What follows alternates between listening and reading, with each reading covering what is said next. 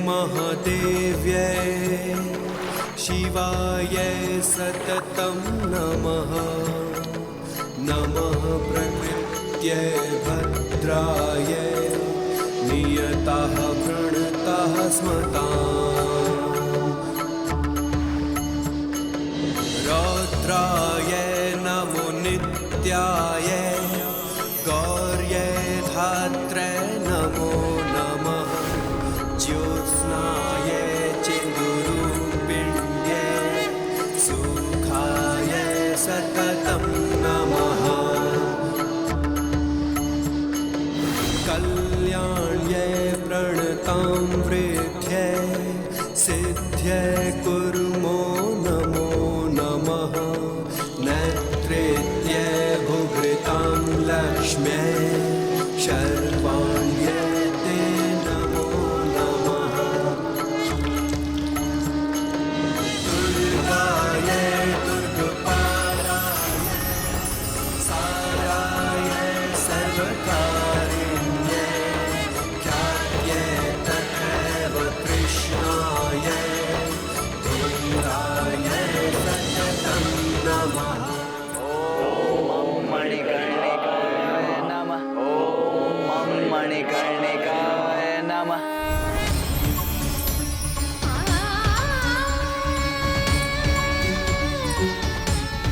माता कृपा कर, अब तो हमें दर्शन प्रदान करेंगी ना?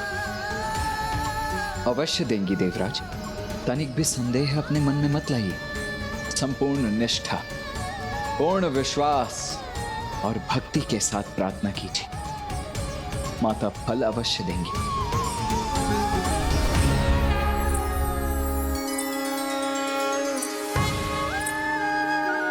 ओम मणिकर्णिकाय नमः।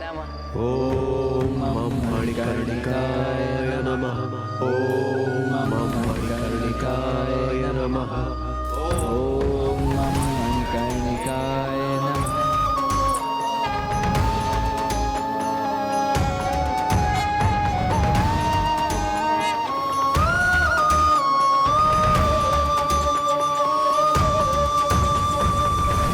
प्रणाम माता। कल्याण हो पुत्र। माता, हमें दर्शन प्रदान करने के लिए आपको कोटि कोटि धन्यवाद। कोटि कोटि धन्यवाद। पुत्र, तुमने प्रभु की आरती की, कुंड में भक्तिपूर्ण स्नान तथा मंत्रों का जाप किया, जो करोड़ों पुण्य के समान है। मैं तो मात्र प्रभु की अनुमति की प्रतीक्षा में थी, क्योंकि ये उनकी इच्छा थी कि तुम्हारे मन में पूर्ण विश्वास जागृत होने पर ही मैं तुम्हें दर्शन दूं। भ्राता, माँ मणिकर्णिका का आशीष आध्यात्मिक और वैवाहिक जीवन दोनों में विकास का कारण बनता है, इसलिए आप शीघ्रता कीजिए। हे माता, मुझे आशीष दीजिए कि मैं अपनी इस यात्रा को सफलतापूर्वक पूर्ण कर सकूं। अधर्मियों का विनाश कर धर्म की स्थापना करने में कृपा कर आप मेरा मार्गदर्शन कीजिए। पुत्र, तुम्हारी वास्तविक यात्रा तो अब यहीं से आरंभ होगी। मेरा आशीष तुम्हारे साथ है।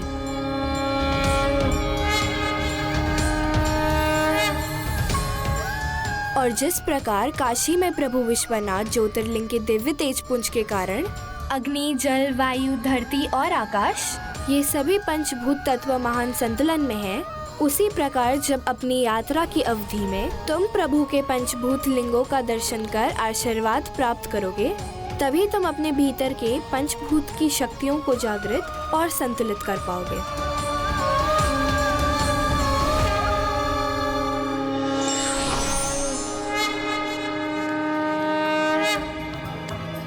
पुत्र, मेरे देवी मणिकर्णिका स्वरूप से तुम्हें वो प्राप्त होगा जिससे तुम पशुपतास्त्र प्राप्त कर सकोगे।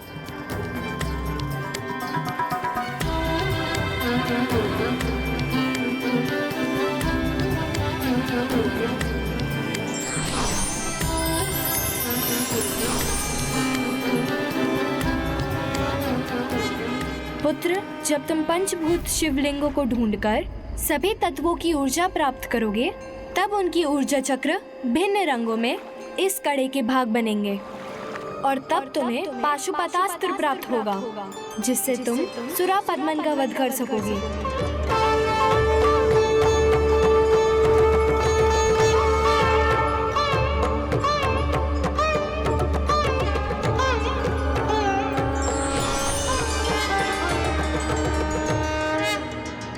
यात्रा के दूसरे पड़ाव और इस कथा से हमें यहाँ विवाह से संबंधित दूसरी सीख भी मिली कि संबंध में विश्वास और समर्पण से अधिक पवित्र कुछ नहीं होता। जिस प्रकार माता मणिकर्णिका प्रभु के दर्शन के लिए निरंतर प्रतीक्षा करती हैं और प्रभु महादेव बिना भूले अविलंब माता को दर्शन देते हैं, यही समर्पण और विश्वास का भाव विवाह में एक दूसरे को शक्ति देता है कर्तव्यों को निष्ठा पूर्वक करने का। जैसे प्रभु और माता दोनों मिलकर आत्माओं को मुक्ति और मोक्ष प्रदान करने का कार्य करते हैं,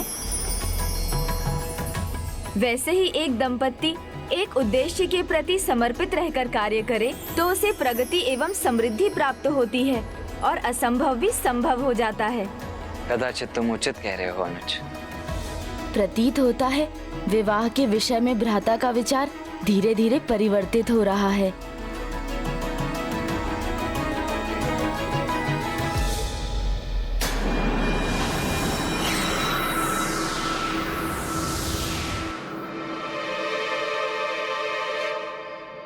कहीं ऊपर से गिर गए तो अरे तो लेने के देने पड़ जाएंगे।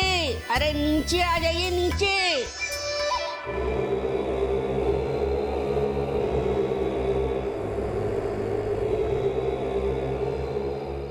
तो यह कड़ा था इस विलंब का कारण। और ध्यान से देखना होगा।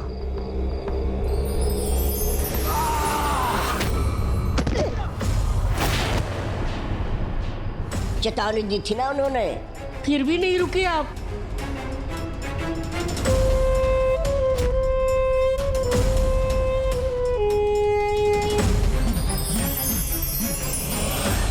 इतनी अपार शक्ति ये भला किसकी हो सकती है? इसके हाथों में जो भी था उसे प्राप्त करना ही है मुझे। अब सर्वप्रथम मुझे पंचभूत शिवलिंग ढूंढने होंगे, तभी यहाँ से आगे की यात्रा पर आगे बढ़ सकूंगा। भ्राता के साथ मुझे भी पंचभूत शिवलिंग के दर्शन करने का सौभाग्य प्राप्त होगा और भ्राता को विवाह के लिए मनाने का एक और अवसर भी मिल जाएगा। मुझे अब आशा की किरण दिखाई दे रही है। माता का आशीष मेरे लिए सफलता का द्वार है।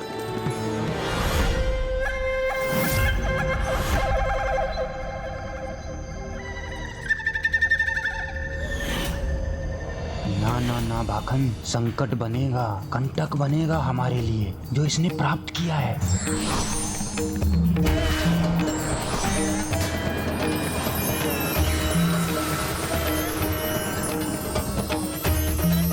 ये कैसा प्रकाश है जो मेरे लिए भी असह्य है।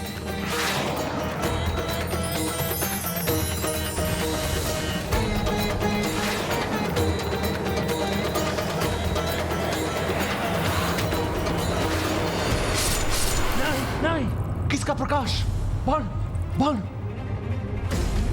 भण।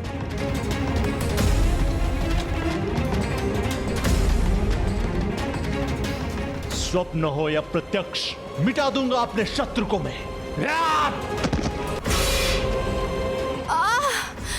बहन का दुख भी विचलित नहीं करता है इन्हें। प्रतिशोध के स्थान पर निद्रा सुख में लीन है। कैसे भ्राता है ये?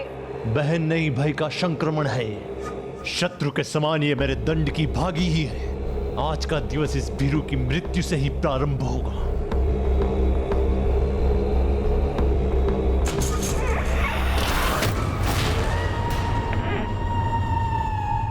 आओ, भीतर आओ।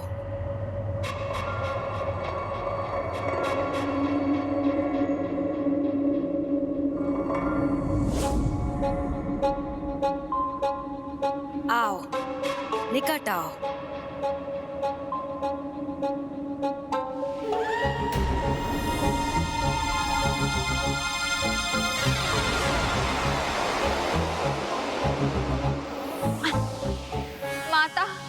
मुझे इस कष्ट से मुक्ति दिलाइए, अन्यथा मुझे ही मुक्ति दे दीजिए।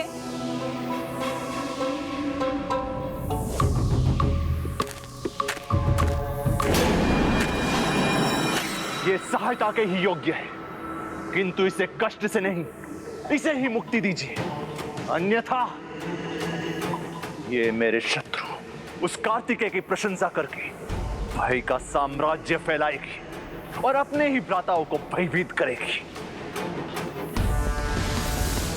पद्मन को मूर्ख समझने की भूल मत करो, मूर्ख नारी। अब कैसे विश्वास दिलाऊं? आपके लिए ही शची का अपहरण करने गई थी। ये शत विशत हाथ उसी का प्रमाण है। तुम्हारा हाथ विलग नहीं हुआ है, तुम्हारे कारण संपूर्ण असुर जाति का सम्मान विलग हुआ है। मूर्ख अबला नारी। बस भूलो मत कि एक नारी ने ही तुम जैसे शक्तिशाली पुत्र को जन्म दिया है। इसीलिए एक नारी को अबला समझने की भूल कभी मत करना।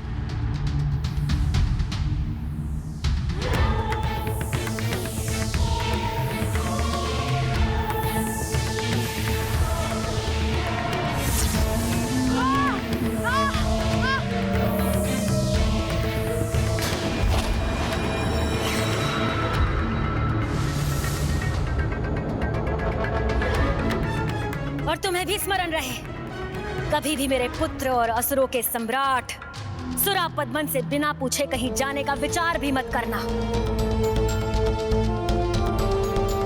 धन्यवाद सुनना नहीं भाता मुझे। अब जाओ यहाँ से।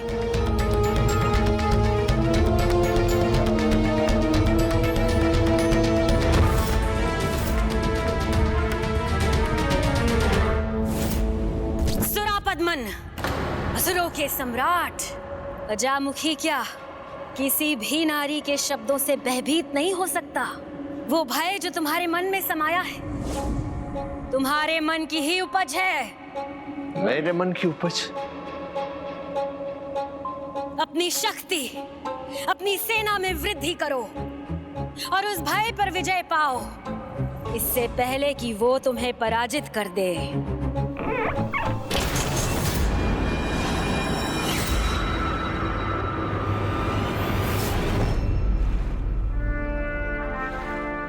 शीघ्र ही पंचभूतों को क्रियान्वित कर पशुपतास्त्र को प्राप्त कर मैं उस दुष्ट असुर का सामना करने के लिए तैयार हो जाऊंगा। मुझे इसी क्षण जाना चाहिए। चलिए देवगण। गणेश, तुम यहां से और आगे नहीं जा सकते। काशी एक तीर्थ स्थल है, इसीलिए यहां तक आने से मैंने तुम्हें मना नहीं किया, किंतु अब यहां से आगे मेरी यात्रा का यह एक अत्यंत महत्वपूर्ण चरण है, जिसमें किसी भी कारण का भटकाव मेरी एकाग्रता के लिए उचित नहीं। और क्योंकि तुम किसी छिपे कारण से मेरे साथ हो, इसीलिए तुम यहां से आगे हमारे साथ नहीं आ सकते। किंतु भ्राता, पंचभूत शिवलिंगों को पहचानने में मैं आपका सहायक बन सकता हूँ। संसार में अनेकों शिवलिंगों में से ये 5 ही ऐसे हैं जिनमें पांचों पंचभूत तत्वों का अद्भुत समन्वय है। तो जब तक तुम अपने भीतर छिपाए उस उद्देश्य को उजागर नहीं कर देते, तब तक मैं स्वयं ही उन पंचभूत शिवलिंगों को ढूंढकर पहचानूं। चलिए।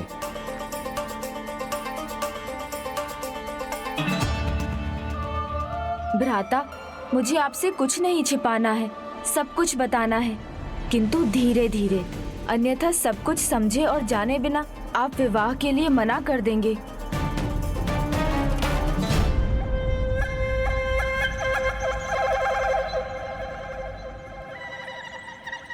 और कितनी प्रतीक्षा करवाएंगे ये? कब जाएंगे काशी छोड़कर? जय गणेश जय गणेश जय गणेश देवा, माता जी की पार्वती पिता महादेवा। जय गणेश जय। ऐसी दृष्टि गड़ाकर तुम कितना भी देख लो भाखन। प्रभु प्रभु, प्रणाम प्रणाम। मेरी चेतावनी को गंभीरता से लेना चाहिए था तुम्हें। वही तो गणेश जी, यही हमने भी समझाया था। हाँ, यही तो मैंने भी समझाया था कि प्रभु गणेश जी अवश्य आएंगे। और देखिए आ गए। भूलो मत, तुम दोनों के लिए प्रभु भी मैं ही हूँ और स्वामी भी। प्रभु प्रभु।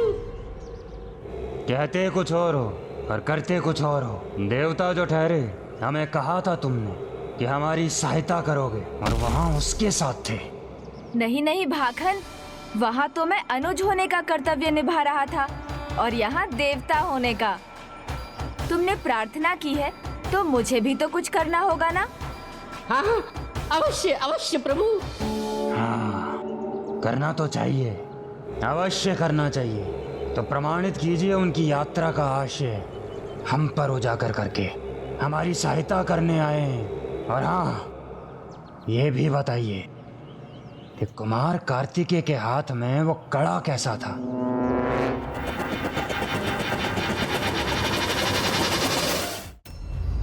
इसे उस दिव्य कड़े का महत्व बता ही देता हूँ, जिससे वो शक्ति संपन्न दिव्य कड़ा, जिनमें प्रथम है श्रीकाल हस्ती। वाह वाह, आपने तो वो प्रश्न पूछ लिया प्रभु से जिसका सर्वाधिक महत्व है, जो सबसे बड़ा रहस्य है। तो अब वो रहस्य खोलना होगा इन्हें। इन्होंने ही सहायता करने का वचन दिया था ना। तो सुनिए भाखन जी, मेरे ज्येष्ठ भ्राता कार्तिकेय के संपूर्ण जीवन का एक ही उद्देश्य है, दक्षिण में धर्म की स्थापना, जिसके लिए उन्हें दुष्ट असुर सम्राट सुरापद्मन का वध करना होगा।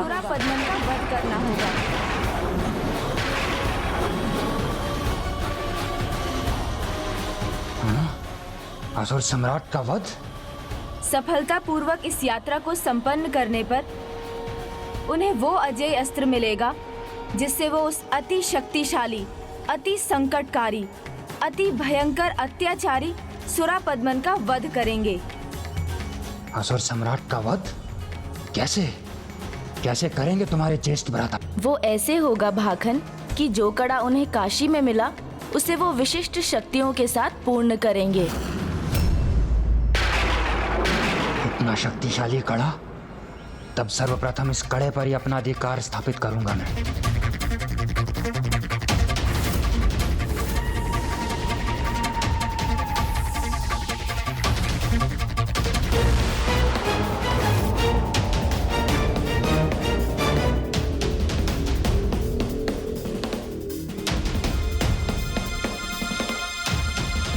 प्रभु, अब हमें यहाँ से किस दिशा में आगे बढ़ना है?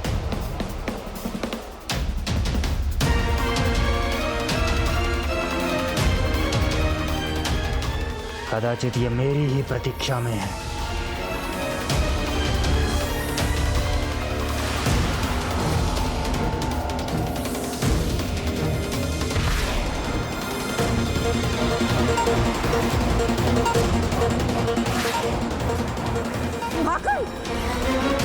रुको! न भाखन अब आपका एक शब्द सुनेगा न रुकेगा।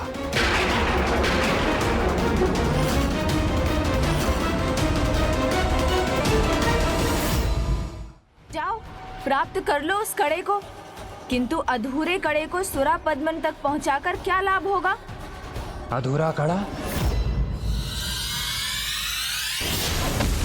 हाँ, अधूरा। पहले उस कड़े को पूर्ण तो होने दो। उसमें ब्रह्मांड के सभी पंचभूतों की शक्तियां समाहित होंगी और वो महान पाशुपतास्त्र को जागृत करने में समर्थ होगा। ये बात समझो, क्योंकि जिसके नियंत्रण में पाशुपतास्त्र रहेगा विजय उसी की होगी। कार्तिकेय की सभी सूचनाओं के साथ यदि मैं असुर सम्राट सुरापद्मन को यह कड़ा भी दे दूं तो वो अत्यंत प्रसन्न होंगे। और ये कड़ा तभी पूर्ण होगा जब इसे धारण करने वाला पंचभूत शिवलिंग धामों की यात्रा पूर्ण करेगा। देवराज, वीरबाहु, आप में से किसी को तो पंचभूत शिवलिंग धामों का ज्ञान होगा। कुमार कार्तिकेय, यदि हमने उनके दर्शन किए भी हो तब भी हम उन्हें पहचान नहीं पाएंगे, क्योंकि इस संसार में कोई भी शिवलिंग पंचभूत शिवलिंग के नाम से विख्यात नहीं है। हाँ, कदाचित इस यात्रा का एक उद्देश्य ये भी हो सकता है, आपके द्वारा इस समस्त जगत के समक्ष पंचभूत शिवलिंग भी आ जाएंगे। पंचभूत शिवलिंग ये क्या होती है? क्या होता है? पंचभूत शिवलिंग दिखने में तो साधारण शिवलिंग के समान ही होते हैं, परंतु उनमें असाधारण शक्तियाँ होती हैं। उनके दर्शन बहुतों ने किए हैं, उनकी कथाएं भी बहुतों ने सुनी हैं, किंतु बहुत कम ऐसे हैं जिन्हें पता है कि कौन सा शिवलिंग किस पंचभूत तत्व का प्रतिनिधित्व करता है। किंतु किसी को तो उनका ज्ञान होगा। पंचभूतों में अग्नि, जल, वायु को लेकर अग्निदेव, वरुण देव, वायुदेव अवश्य कोई संकेत दे पाते हैं, किंतु दुर्भाग्यवश उस दुष्ट सुरापद्म ने उनका हरण कर लिया है। तो अब ऐसा कौन है जो हमारा मार्गदर्शन कर सकता है? वो जो सबका मार्गदर्शन करते हैं, जो स्वयं में बुद्धि स्वरूप हैं, जो प्रथम पूज्य विघ्नहर्ता हैं, वही हमारा मार्गदर्शन कर सकते हैं। महादेव पुत्र पार्वती नंदन, प्रथम पूज्य गणेश, प्रथम पूज्य गणेश, प्रथम पूज्य गणेश।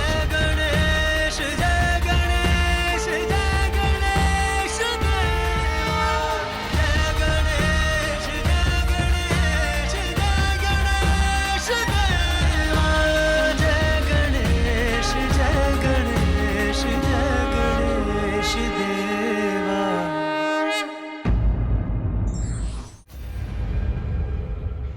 भ्राता, आपने उचित पथ का चुनाव किया है। मैं प्रथम पंचभूत शिवलिंग के निकट पहुंचने में आपकी सहायता करूंगा। समय नहीं है, शीघ्र बताइए मुझे कि वो सर्वप्रथम कहाँ जाएंगे। नहीं भाखन जी, उनका पीछा नहीं करिए, अपितु उन्हें वहाँ ले चलिए जहाँ आप उन्हें ले जाना चाहते हैं। क्यों? हम क्यों ले जाएं? ये कैसा प्रश्न है? उनकी सफलता में ही तो आपकी भी सफलता छुपी है। उनका कड़ा पूर्ण नहीं हुआ कि आपका उद्देश्य भी पूर्ण हो जाएगा। फिर असुर सम्राट का पुरस्कार आपके हाथों में होगा। क्यों, सत्य कहा ना मैंने? और इस अवधि में आप भ्राता के बारे में सब कुछ ज्ञात भी कर लेंगे, जिसका वचन तो मैंने आपको पहले ही दिया था। शत्रु को उसकी संपूर्णता में जानना हो तो उसके बाहुबल, उसकी मानसिक और आत्म शक्ति का पूर्ण परीक्षण करना चाहिए ना?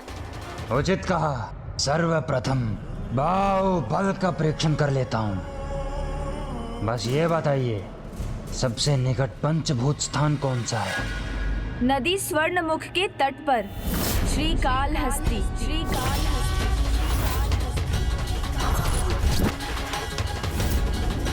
श्रीकालहस्ती। मैंने अपना वचन निभा दिया, तो अब मुझसे और किसी सहायता की आशा मत करना। चलिए मूषक जी। जी प्रभु।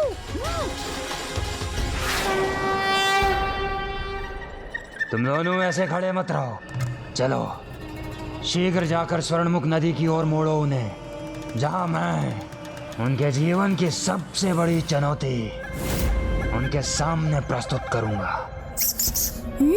प्रभु, इनके मन में तो कुमार कार्तिकेय के प्रति केवल शत्रु भाव है। मुझे कुछ नहीं करना मूषक जी, क्योंकि भ्राता की परीक्षा लेते लेते ये स्वयं उनकी दिव्यता से परिचित होकर उनका भक्त बनेगा। अर्थात ये तो सरल कार्य है। जो विकट है वो है भ्राता को विवाह के लिए मनाना। उसका उचित उपाय सोचना होगा मुझे।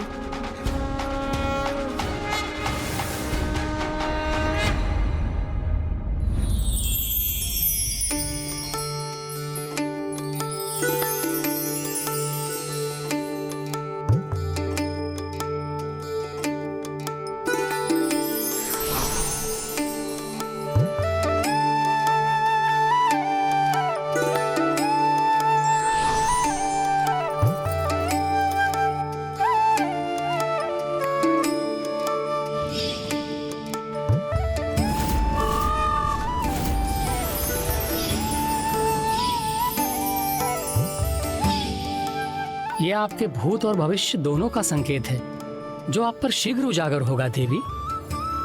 मैं आप दोनों को एक वचन देता हूँ कि आपके अगले जन्म में जब सभी परिस्थितियां उचित होंगी, मैं आप दोनों से विवाह अवश्य करूंगा।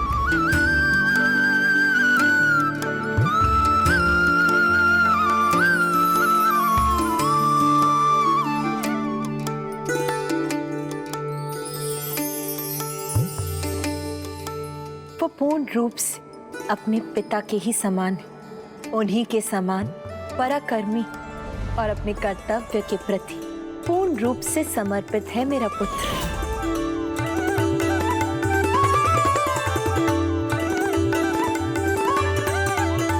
अपने पिता के समान अपने मस्तक पर त्रिपुट धारण करता है वो। उसके नेत्र भी अपने पिता के समान दिव्य और तेजपूर्ण है।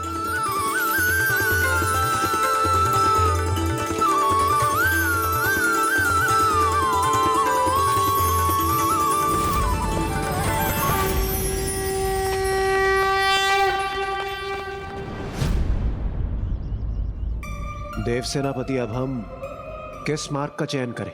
ये जो दक्षिणी पश्चिम की ओर जा रहा है या फिर ये जो दक्षिणी पूरब की ओर जा रहा है? वहां कोई स्वर सुनाई दिया मुझे।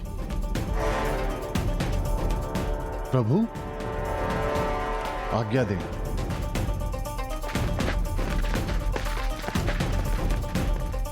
प्रथम पंचभूत स्थान इसी दिशा में है, हमें शीघ्रता करनी चाहिए। हमें यह तो ज्ञात हो गया कि हमें किस दिशा में जाना चाहिए।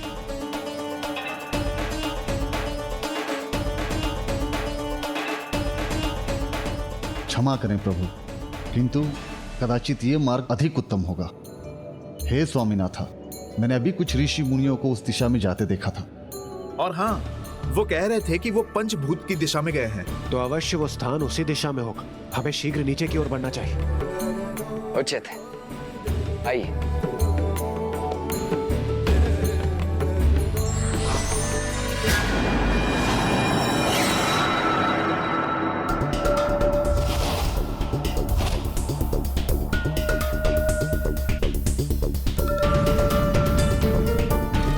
हो गया, हमारा कार्य सफल हो गया। प्रभु, ये दोनों इतना करने में तो सफल हुए। उनके स्वर्णमुख नदी के तट पर पहुंचने पर शेष कार्य तो आपको करना है मूषक जी। मुझे प्रभु? जब भ्राता भागन के कारण वहां पहुंचने जा रहे हैं, तब आप मुझे भी शीघ्र श्रीकाल हस्ती ले चलिए। जी प्रभु।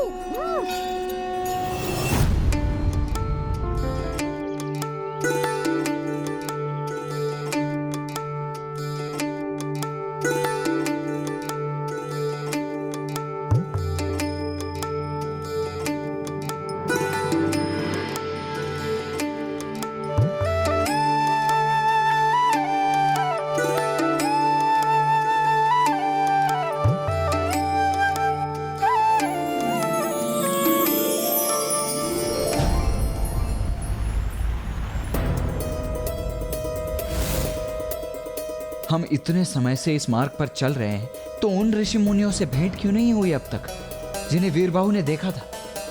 और यहाँ यदि ऋषि मुनि थे भी, तो भी वो पंचभूत स्थान को लेकर वार्तालाप कैसे कर रहे थे? उनके विषय में ज्ञान तो दुर्लभ है।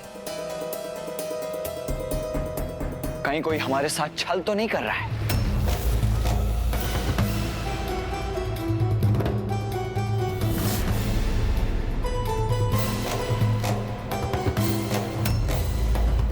कोई हम पर दृष्टि रख रहा है।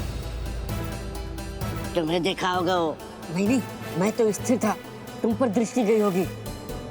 मुझे फुसफुसाहट सुनाई दे रही है।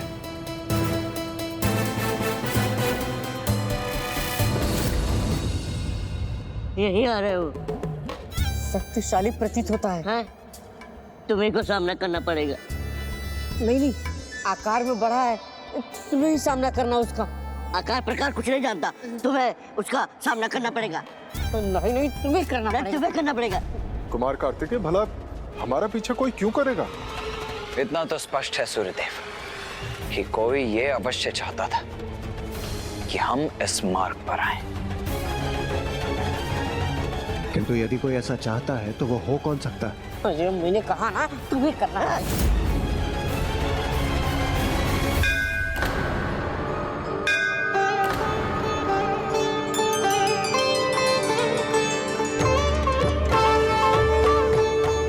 अपने देव स्थान के मार्ग से भटक जाता है, तो मंदिर का घंटा अपनी ध्वनि से उसका मार्गदर्शन करता है।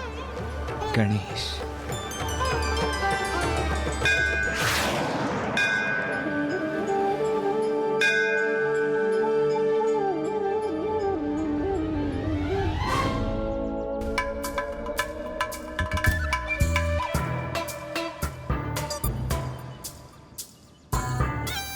संकट फिर आए। हाँ, इससे पहले निकल लेते। हाँ, निकल लेते हैं। चलो। हम उचित मार्ग पर ही हैं, आगे बढ़िए।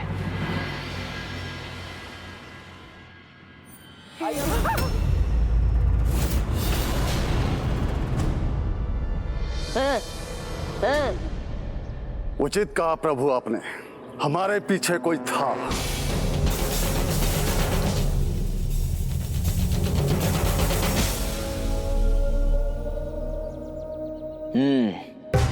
तो सत्य में कोई चाहता था कि हम इस मार्ग पर आए। सावधान सावधान। किसने भेजा है तुम्हें? यहाँ क्यों आए हो हमारे पीछे? ऐसे नहीं बोलोगे तो ये मेरी गदा बुलवाएगी तुमसे। रुको, आगे मत बढ़ना। हम छोटे जरूर हैं, पर दुर्बल नहीं है। भाई रुको, हम आगे बढ़े तो धरती कंपित हो जाएगी।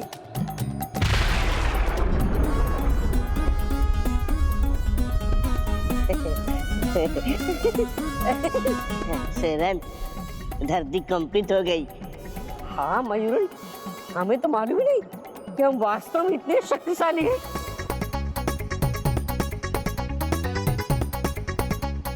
हम हाथ भी हिला देना तो बवंडर आ जाता है।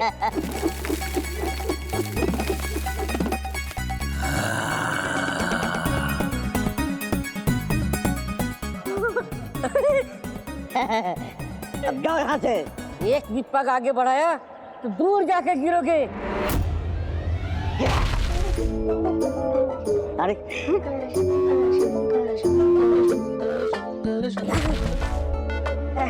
मयूरन, एक पत्ता भी नहीं हिला।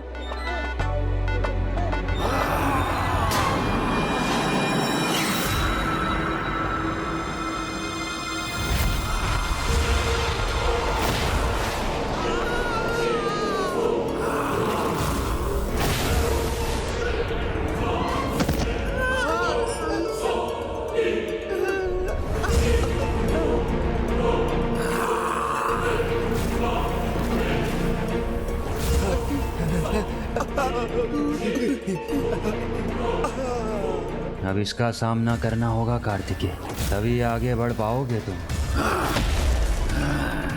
अभी अभी तो घंटियों का स्वर सुनाई दिया था हमें, अब अचानक से ये दुष्ट असुर कहां से उत्पन्न हो गया? बाहुबली कार्तिकेय का सामना मेरा बलशाली असुर करेगा, शक्त बाहु। तभी मिलेगा उसके बाहुबल का परिचय।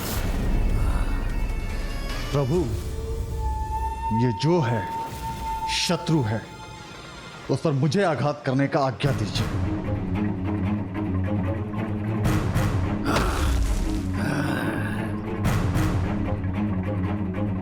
कार्तिकेय कौन है?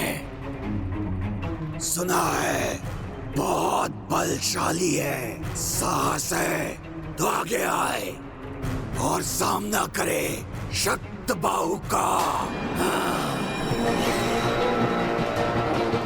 तुम्हारे लिए प्रभु को आगे बढ़ने की आवश्यकता नहीं, तुम्हें तो मैं उनका सेवक ही पराजित करूंगा। रुको वीरबाहु, नहीं देवगण, आप सभी यहीं मेरी प्रतीक्षा कीजिए, मैं अभी आया।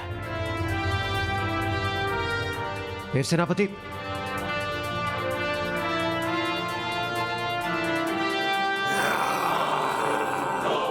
इसने मुझे चुनौती दी है, इसीलिए इसका सामना भी मुझे ही करना होगा।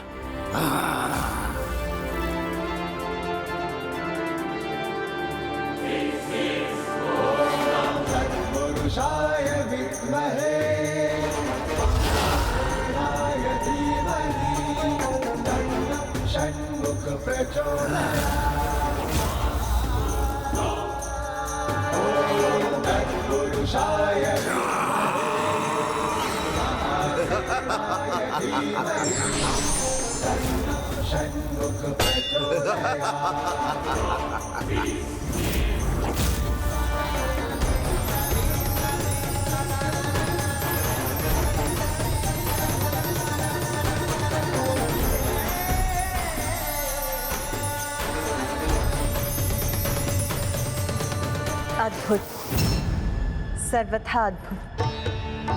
माँ आप पुत्र कार्तिकेय की कितनी अद्भुत और सुंदर कृति बनाई है तुमने।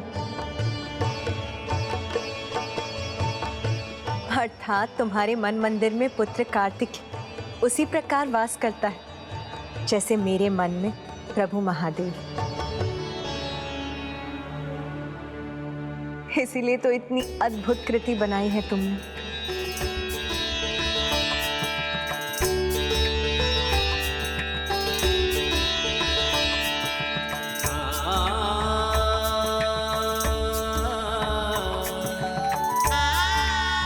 सदा खुश रहो पुत्र।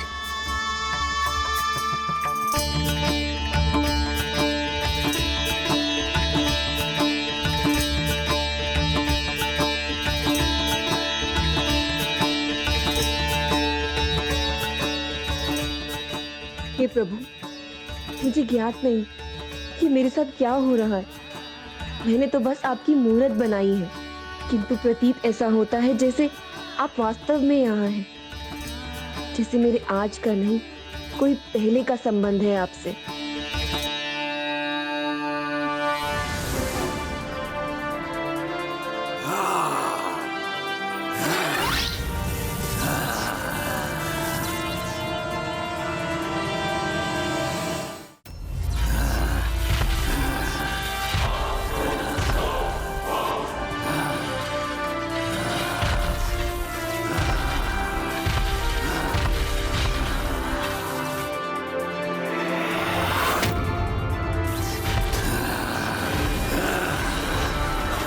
युद्ध करना चाहते थे ना मुझसे, तो आओ करो युद्ध। युद्ध नहीं, मात्र एक प्रहर पर्याप्त है तुम्हारे लिए।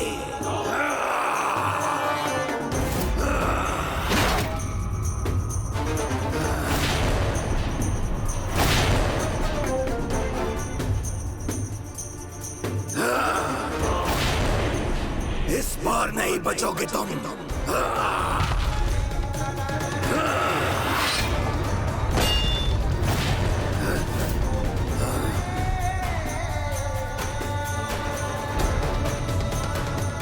अब तुम्हारा भाग्य भी तुम्हारी रक्षा नहीं कर सकेगा।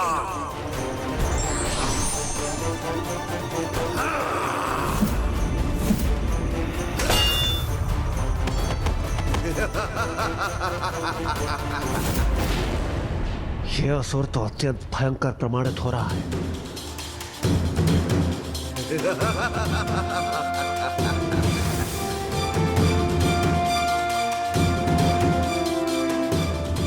मुझे ज्ञात है प्रभु, आप देवताओं को उनके संकट से, मेरे भ्राता जयंत को दुष्ट असुरों से मुक्त कराने अनेकों संकटों का, दुष्ट असुरों का सामना निर्भयता से कर रहे होंगे।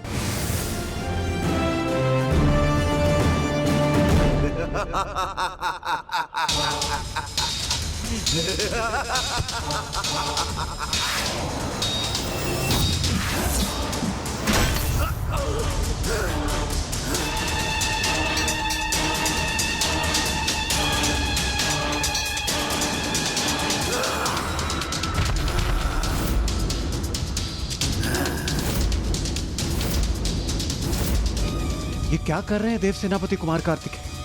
अपने किसी अस्त्र का आवाहन क्यों नहीं कर रहे हैं? कुछ अधिक ही शक्तिशाली असुर भेज दिया है मैंने। ये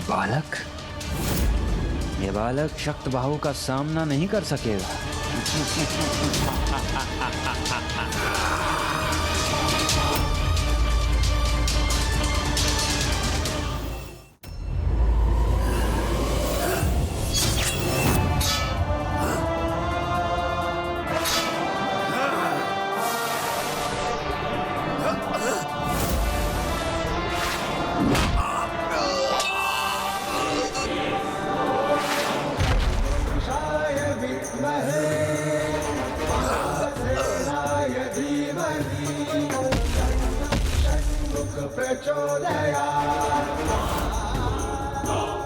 प्रभु स्वामीनाथ की जय। प्रभु स्वामीनाथ की जय। देव सेनापति कुमार कार्तिकेय की जय।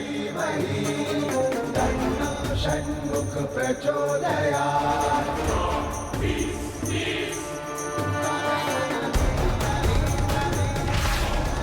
असंभव को कैसे संभव कर दिया इस बालक ने।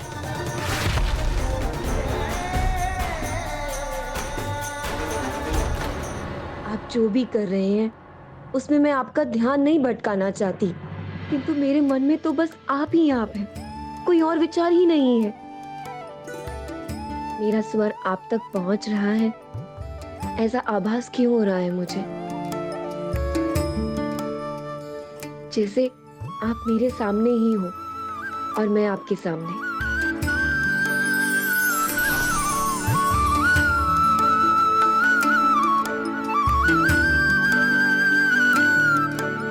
स्वामी आप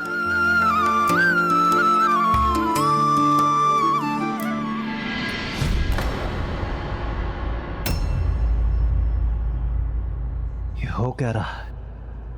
यह असुर तो अब शेष रहा नहीं, तो फिर देव सेनापति इतने स्तब्ध क्यों हैं?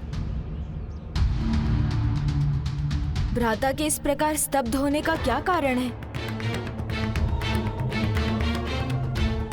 ओहो, कुमार कार्तिकेय के एक ही अर्थ, उनके बाहुबल के प्रभाव से आपका असुर सख्त बाहु का बाहुबल फीका पड़ गया।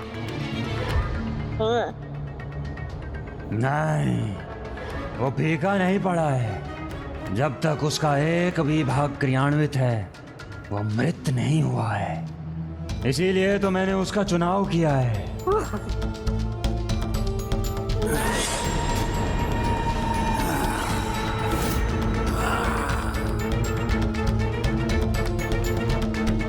ये असुर तो पुनर्जीवित हो गया। और देव सेनापति इस अवस्था में?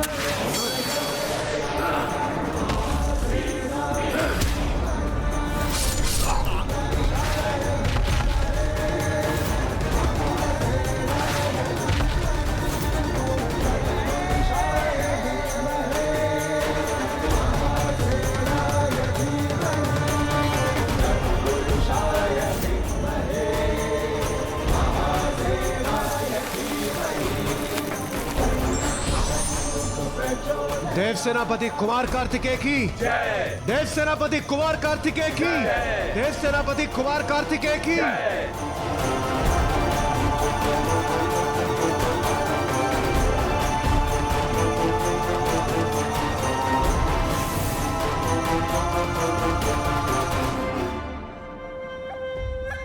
शक्त बाहु जैसा योद्धा इस बालक के सामने दुर्बल पड़ गया।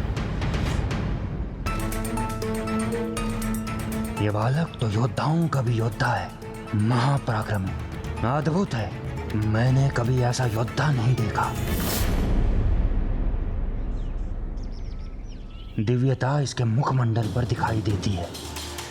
इसका बल और योग्यता इसकी दिव्यता का प्रमाण है। भाखन ने भ्राता को पहचानना आरंभ कर दिया है। आपने उचित कहा था प्रभु। स्वामी कार्तिकेय के पराक्रम को देख उनसे प्रभावित हुए बिना नहीं रह पाएगा भाखन।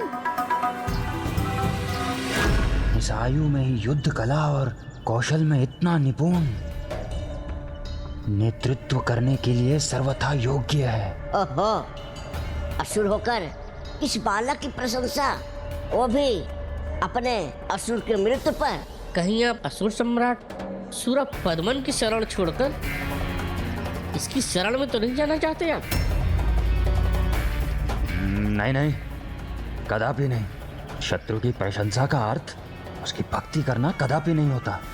अभी तो 2 परीक्षाएं शेष हैं। बाहुबल का धनी है तो क्या हुआ, मानसिक रूप से कितना शक्तिशाली है ये जानना भी तो आवश्यक है। ऐसी विकट चुनौती प्रस्तुत करूंगा जिसके सामने इसकी मानसिक शक्ति असफल हो जाएगी। चलिए अब आगे बढ़ते हैं, जिससे हम संध्या होने से पूर्व मंदिर पहुंचकर पूजा कर सकें। मूषक जी चलिए, हमें इनसे आगे वहां पहुंचना होगा। तत्र त्रिपथगा दिव्या शीतदोया अशैवला। यहाँ का वायु प्रवाह यहाँ के वातावरण और दिव्यता का आभास करा रहा। केवल वायु ही नहीं देवराज, यहाँ तो ये निर्मल जल भी अत्यंत दिव्य और पावन है। पावन तो होगा ही ना, जब ये दिव्य नदी स्वर्णमुखी है।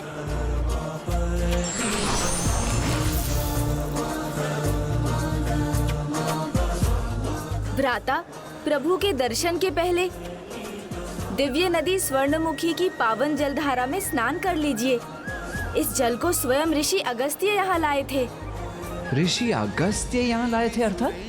एक बार ऋषिवर के मार्ग में ये स्थान पड़ा तो उन्हें यहाँ दिव्यता का, स्वयं शिव का आभास हुआ। तो उनकी इच्छा हुई कि वो प्रभु महादेव का अभिषेक करें, किंतु यहाँ सूखा था और जल का कोई स्रोत ना था। प्रभु, जल के बिना आपका जलाभिषेक कैसे करूं? किंतु ऋषिवर इस कमी को दूर करने के लिए प्रभु ब्रह्मदेव की तपस्या में लीन हो गए।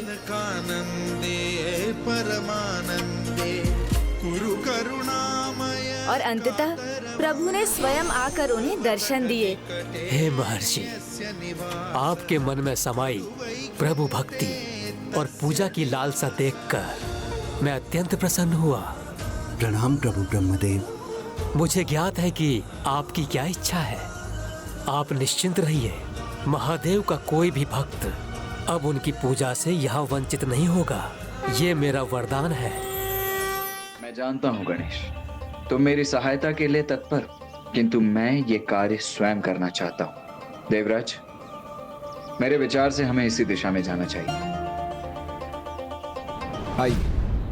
प्रभु, स्वामी कार्तिकेय तो उचित दिशा में नहीं जा रहे हैं। कुछ कीजिए प्रभु। ओह, सूझ गया उपाय। मूषक जी, कभी कभी हम प्रभु महादेव को यहाँ वहाँ ढूंढते रहते हैं, किंतु सत्य तो ये है कि प्रभु के 8 प्रमुख स्थान हैं, फिर भी वो सर्वत्र हैं। 8 स्थान पर रहकर सर्वत्र रहते हैं प्रभु, वो कैसे? और वो 8 स्थान कौन से हैं? गणेश जी, क्या आपका अर्थ 8 दिशाओं से है? तो क्या अष्टधातु? यदि ये भी नहीं है तो तुम स्वयं ही क्यों नहीं बता देते गणेश? प्रभु महादेव ने अपने 8 रूपों में 8 स्थानों पर अपना निवास स्थापित किया। प्रथम 5 थे पंचभूत, अर्थात वायु, जल, अग्नि, पृथ्वी और आकाश।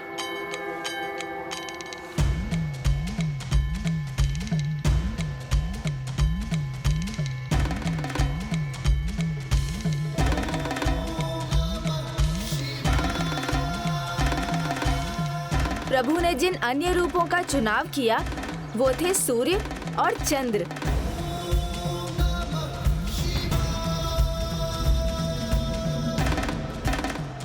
और 8वें थे पशु, अर्थात सृष्टि के सभी जीव।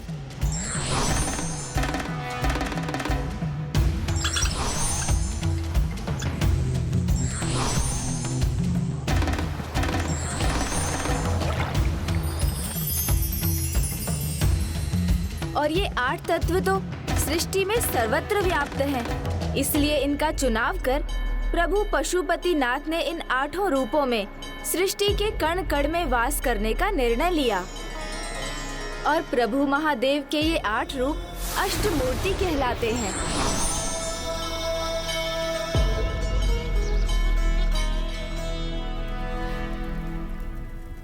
इन अष्ट रूपों में से प्रभु महादेव ने इस नदी के तट पर वायु रूप में प्रकट होने का निर्णय लिया। ये बताने के लिए बहुत बहुत धन्यवाद गणेश, किंतु अब हम स्वयं ही वहां पहुंच जाएंगे। अवश्य भ्राता, मुझे इसमें तनिक भी संदेह नहीं, क्योंकि प्रभु महादेव यहाँ अपने वायु रूप में हैं। इसलिए मात्र उनका आभास ही उन तक ले जाएगा।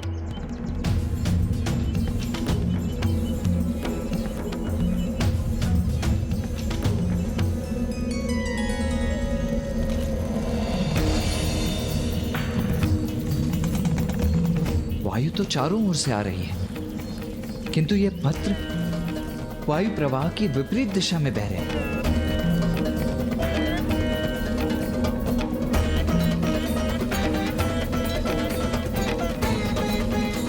क्षमा करें प्रभु, मात्र पत्र ही नहीं, यहाँ का कण कण विपरीत दिशा में पड़ रहा है।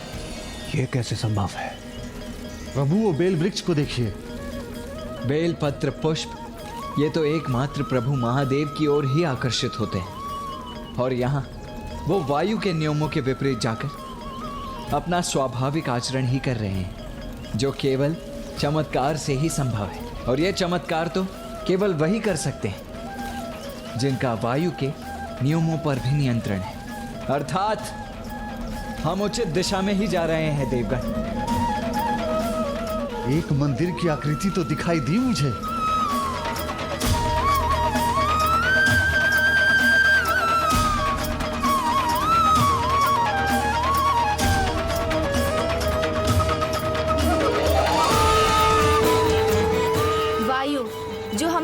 दिखा रही है, दिव्य है, क्योंकि प्रभु ने स्वयं वायुदेव की तपस्या के परिणाम स्वरूप अपना वायु रूप धारण किया था। ओम नमः शिवाय, ओम नमः शिवाय। वो अपने तप में इतने लीन हो गए, उनका तप इतना शक्तिशाली और प्रचंड हो गया कि संपूर्ण सृष्टि पर उसका प्रभाव पड़ने लगा और चारों दिशाओं में एक बवंडर की स्थिति उत्पन्न हो गई।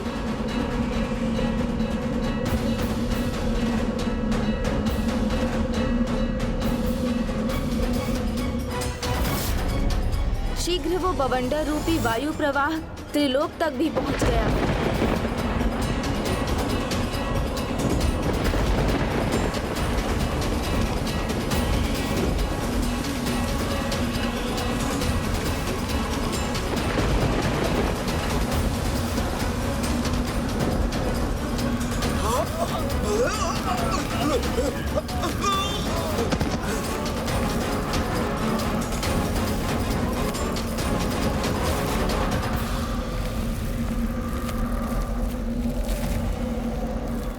कैलाश में इस प्रकार के बवंडर का भला क्या अर्थ है? ओम नमः शिवाय, ओम नमः शिवाय।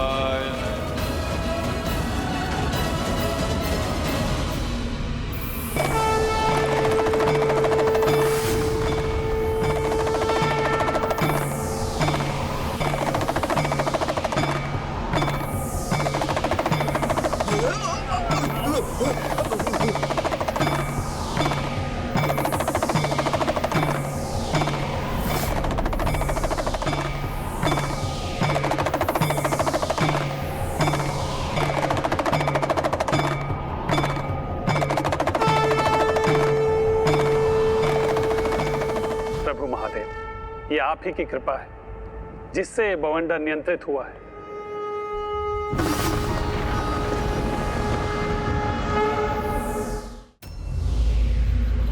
प्रभु, वायुदेव के तप की ऊर्जा एकमात्र आप ही साध सकते हैं।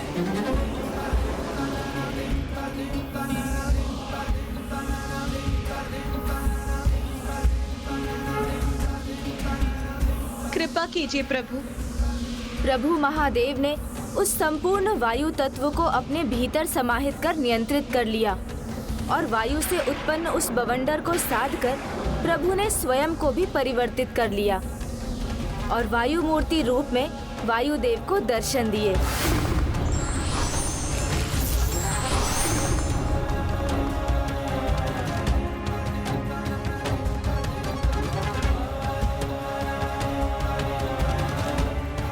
प्रभु,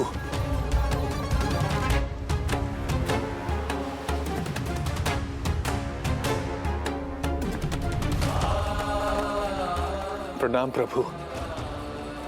मैं कृतार्थ हुआ आपके दर्शन पाकर। वायुदेव, पूर्ण हुई आपकी तपस्या। आपकी तप की ऊर्जा का अनुभव केवल मैंने ही नहीं किया, अपितु समस्त सृष्टि ने उस ऊर्जा का अनुभव किया है। इसलिए मैं प्रसन्न होकर आपको ये वरदान देता हूँ, वायु सृष्टि में जीवन का आधार बनने के साथ संसार में हर स्थान पर व्याप्त रहेगी। प्रभु, आपका वायु मूर्ति रूप में दर्शन देना मेरे लिए किसी बड़े वरदान से कम नहीं है। मेरे तप का इससे बढ़कर और कोई उद्देश्य नहीं था। उद्देश्य और कारण दोनों समाहित हैं आपके तप में। वायुदेव, आपको तो ये ज्ञात है कि सृष्टि में कोई भी घटना अकारण नहीं होती। आपके तप के परिणाम स्वरूप आने वाले समय में ये वायु रूप मेरी अष्ट मूर्तियों में से एक होगा और आपका ये तप स्थल मेरे पंचभूत स्थलों में से एक होगा, जहां मैं स्वयंभू कर्पूर लिंग के रूप में प्रकट होकर सदैव विराजमान रहूंगा। प्रणाम प्रभु।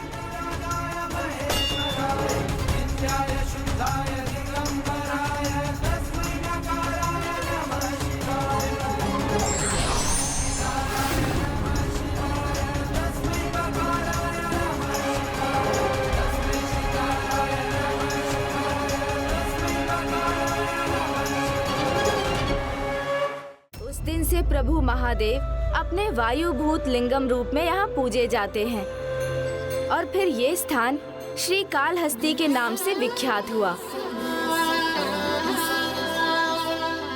किंतु श्रीकालहस्ती ही क्यों? अवश्य इसके पीछे कोई कथा होगी। अवश्य है, इसके पीछे भी एक कथा है, किंतु एक नहीं, श्री कालहस्ती से संबंधित 4 महत्वपूर्ण कथाएं हैं कि कैसे इस मंदिर का नाम पड़ा और किस प्रकार श्री कालहस्ती आने वाले भक्त मोक्ष प्राप्त कर स्वयं प्रभु महादेव में समा गए।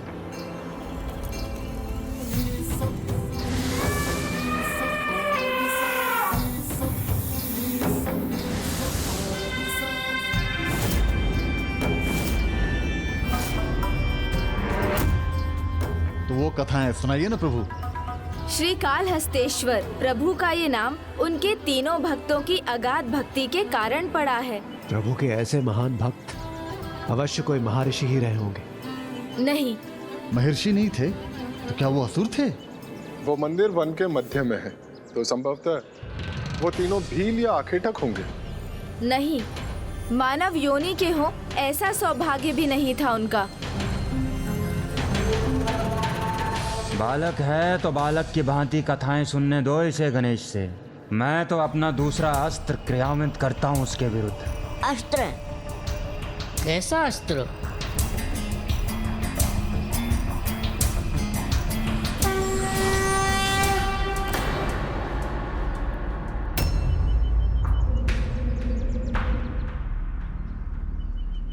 विष्णु जो असुरों का परम शत्रु है, उसका ये परम भक्त यहाँ क्या करने आया है? कुछ तो आशय अवश्य है इसका। सूचना है इसके पास या कोई योजना? इसे ज्ञात करना होगा। ज्ञात तो मैं कर ही लूंगा, क्योंकि किसी के मन को पढ़ना मुझे भली भांति आता है।